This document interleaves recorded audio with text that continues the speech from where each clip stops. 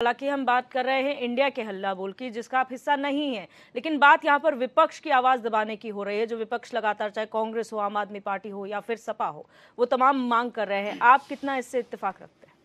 देखिए दिव्या जी, आज की जो डिबेट है कि इंडिया का हल्ला बोल पूरे देश के अंदर है, इसी क्रम में उत्तराखंड में भी राजभवन घेराव विपक्षियों द्वारा किया गया और उनका जो कहना था वो बड़ा वाजिब बात है कि भारतीय लोकतंत्र में जो विपक्ष का काम होता है सवाल करना, सत्ताओं का काम होता है संतोषजनक जवाब देना। हो क्या रहा है? संसद में सेंध लगी। वो एक ऐसी संसद जहां प्रधानमंत्री जी ने कहा था कि दुनिया की सबसे ज़्यादा सुरक्षित संसद है, यहाँ आम जनमानस सुरक्षित रहेगा, किसी भी सांसद को कोई खतरा नहीं होगा। पुरानी संसद में चूक हुई है कई बार, जिस कारण जो है नई संसद का निर्माण हुआ। 2 महीने बाद सेंध लग गई। सेंध लगवाने वाले भी भाजपा और जवाब ना देने वाले भी भाजपा। अब आप देखिए, लोकतंत्र में विपक्ष के नेता यदि सरकार से ये पूछ रहे हैं कि आप बताएं कि वो जो लोग अंदर आए वो किस चूक के कारण आए, आपने क्या कार्रवाई करी?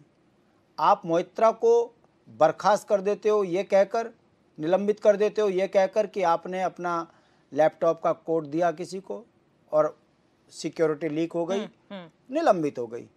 आप अपने सांसद पर कार्रवाई नहीं कर रहे हो। लोकतंत्र में यदि विपक्ष सवाल नहीं करेगा तो मैं पूछना चाहता हूं कौन करेगा?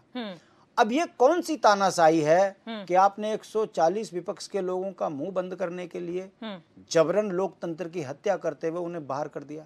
चलो आपने बाहर किया, वो लोकतांत्रिक तरीके से बात कर रहे हैं। और आप देखिए, इससे बड़ी बात, इस देश के सर्वोच्च पद पर बैठे व्यक्ति धनखड़ जी वो क्या कह रहे हैं कि मेरा अपमान कर दिया, मैं जाट हूं।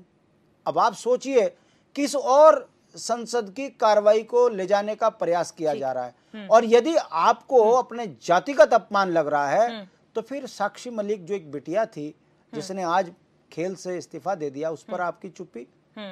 मैं सिर्फ दिव्या ये पूछना चाहता हूं, क्या ये सत्य है कि मोदी है तो मुमकिन है? लोकतंत्र की हत्या मोदी है तो मुमकिन है?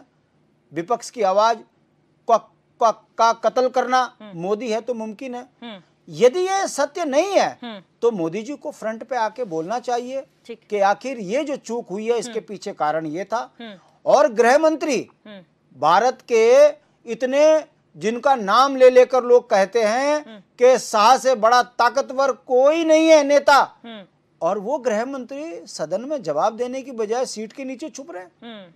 और जब जवाब नहीं दिया जा रहा है तो कार्रवाई कर रहे हैं। लोकतंत्र के इतिहास में भारत में पहली बार इतनी संख्या में सांसदों को निलंबित किया है। ये संदेश है कि भारतीय जनता पार्टी एक तरफा टेप रिकॉर्ड चलाती है, जब ये सवालों में घिरती है तो ऊट पटांग कार्रवाई करती है और जनता को एक संदेश देने का प्रयास करती है कि भारतीय जनता पार्टी लोकतंत्र की हत्या कर रही है। और जब ये फंसती है तो जाति पर, धर्म पर, राम पर और हिंदू पर और मुस्लिम पर आकर जनता का ध्यान एक केंद्रित कर कर अपनी राजनीतिक बचा रही है। हमारा ये कहना है कि इंडिया गठबंधन का पूरे देश में जो ये प्रदर्शन है ये लोकतंत्रीय प्रक्रिया के तहत है। दुर्भाग्य की बात है उत्तराखंड में, अब हम उत्तराखंड में 24 तारीख को मूल निवास भू कानून को लेकर प्रदर्शन कर रहे हैं और यहाँ पर आप जो है हमारे प्रदर्शन पर प्रतिबंध लगाने के लिए एस्मा लगा रहे हैं। तो आप समझ सकती हो दिव्या कि भाजपा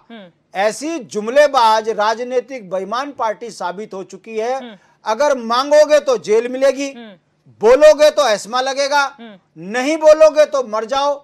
और 5 किलो राशन में सत्ता में आखिर कब तक बैठोगे, ये अब सवाल जब जनता पूछ रही है तो जवाब नहीं बन रहा है। आज का प्रदर्शन ये बताता है कि पूरे भारत में आम जनमानस इस बात को मान चुका है कि लोकतंत्र की हत्या कर कर भारतीय जनता पार्टी बहुत लंबे समय तक राज नहीं कर पाएगी।